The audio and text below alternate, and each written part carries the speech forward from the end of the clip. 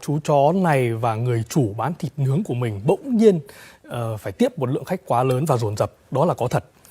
Một bước lên tiên là đây, nhiều người đã đùa vui như thế trên mạng xã hội.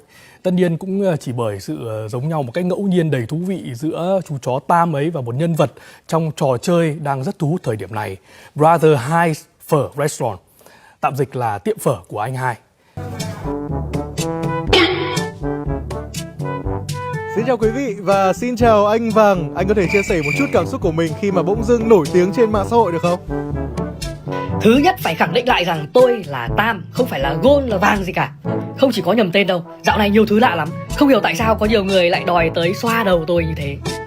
Rồi là bao nhiêu người quay phim chụp ảnh nữa. Thế nhưng mà được cái là ai cũng cho tôi ăn, nên là ngày nào cũng no không thở được anh ạ. Đấy, cơ bản là như thế. Mà thôi, tôi nói chuyện với anh được thế rồi đấy nhá. Mỗi người có 3 phút thôi nhá.